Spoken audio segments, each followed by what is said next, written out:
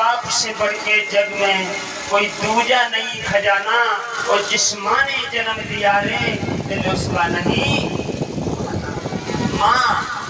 माँ शब्द ऐसा है मेरे धर्मप्रेमियों, अगर बच्चा कहीं नौकरी पर है तो बहन अगर फोन करेगी, बात करेगी तो कहेगी भैया मेरे लिए बढ़िया सूट लेके आना। पत्नी बात करेगी तो कहेगी मेरे लिए बढ़िया सी साड़ी लेके आना। लेकिन जब माँ से बात होगी तो माँ कहती है बेटा तो अगर किराया ना हो तो किसी से ले आना, मैं घर से दे दूंगी। तू मेरा जैसा गया है वैसा ही सही सलामत मेरे घर पर आ जाना। बोलो गोविंद भगवान की। माँ का दिल को दिल होता है। इधर भक्तों धीमे धीमे समय व्यतीत हुआ। एक ने राजा उत्तान पास शिकार खेलने के लिए गए हैं जंगल में। इधर रानी सुनीति कुटिया में निवास करती है।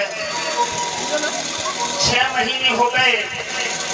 एक ने रात में विचार आया कि मैंने अपनी बहन की शादी करवाई, पति की दूसरी शादी करवाई, बहन आंगन में आई, मुझे निकाल दिया उसने, मेरे उधर से किसी बच्चे ने जन्म नहीं लिया। हे प्रभु अब मैं संसार में जीना नहीं चाहती। जब चारों तरफ से परेशानी आती है इंसान के ऊपर तो उसे एक ही रास्ता सोचता है कि संसार से अलविदा हो जाए।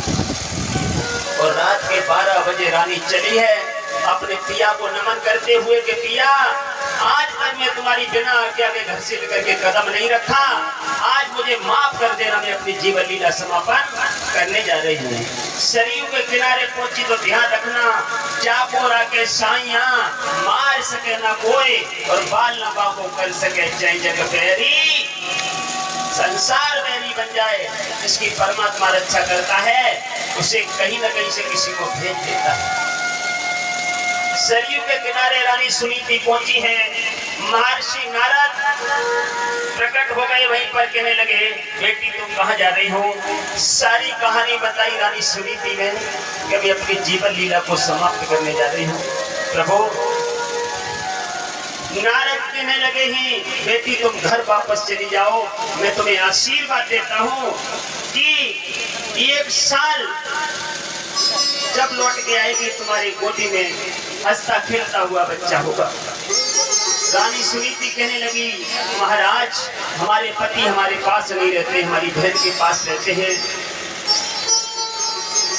नारद जी कहने लगे बेटी मोर वचन चाहे पड़ जाए फीका और संत वचन पत्थर की ध्यान दो। अगर तेरे 1 साल के बाद बच्चा उत्पन्न ना हो तो रोक थोड़ी है, तू फिर चली आना, फिर अपनी आत्महत्या कर लेना। रानी सुनीति अपने आंगन में आई है। इधर राजा उत्तानपाद जंगल से जब शिकार खेल के लौटे हैं महाराज, रात्रि का समय है और सुरची अंदर लेटी हुई है, गेट लगा दिया। सुनीति और सुरची प्रमाण तो ये मिलता है कि हर जीव की 2 पत्नियां होती है महाराज, हर जीव की 2 पत्नियां होती है सुरची और सुनीति। ध्यान दें प्रमाण मिलता है भागवत रहस्य के अंदर। हम तुम किससे प्यार ज्यादा करते हैं, सुरुचि से, बढ़िया बढ़िया सौदा देखते हैं जाकर, लेकिन सुनीति जो अच्छी नीति वाली बुद्धि है उसको प्रयोग नहीं करते और जो मतलब की बुद्धि नहीं है उसका प्रयोग हम तुम ज्यादा करते हैं। ध्यान दें जब गेट नहीं खुला है तो रात का समय है, उत्तानपाद सोचने लगे प्रभु की कृपा हुई, खोपड़ी पे परमात्मा बैठ गए आकर के। राजा उत्तानपाद सोचने लगे चलो पहले वाली रानी के पास चलते हैं। और रात में पहुंचे हैं, आवाज लगाई रानी सुनीति ने, मन में सोचा हो सकता है उसी हमारी सौत ने हमारे लिए पति को भेजा है मारने के लिए। लेकिन दिमाग में झटका लगा, सच्ची पिता के लक्षण बता रहा हूँ बताओ। मन में सोचा अगर मैं अपने पति के हाथों से मर जाऊंगी तो संसार से तर जाऊंगी। आकर के जैसे ही गेट खोला पति को बुलाया है, पास बिठाला। राजा उत्तानपाद को अंदर से खुदिया सता रही थी, भूख सता रही थी। कहने लगे महारानी हमें भूख लग रही है, हमारे लिए खाना लाओ। क्या था उनके पास, जौ की रोटी रखी हुई थी, वही भोग लगाया है महाराज उत्तानपाद ने। और भोग लगाने के बाद रात भर रुके ही रानी के पास में। सवेरे जब घर आए, इधर श्री सुंदर जी समझा रही हैं उत्तरानंदन परीक्षित। समय आने पर दोनों रानियों के गर्भ रह जाता है। एक रात के रुकने से दोनों रानियों के गर्भ रह जाता है और समय आने पर दोनों रानियों से एक एक बच्चा उत्पन्न होता है।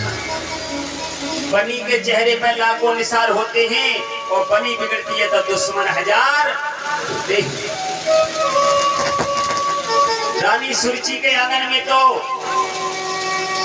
10-20 सखियां पहुंच गई बधाई गाने के लिए महाराज। और सुरुचि बड़ी खुशियां मना रही है और इधर मैया सुनीति की कुटिया पर कोई नहीं जा रहा है बधाई गाने के लिए। तो तुम ही गाए लो हैं?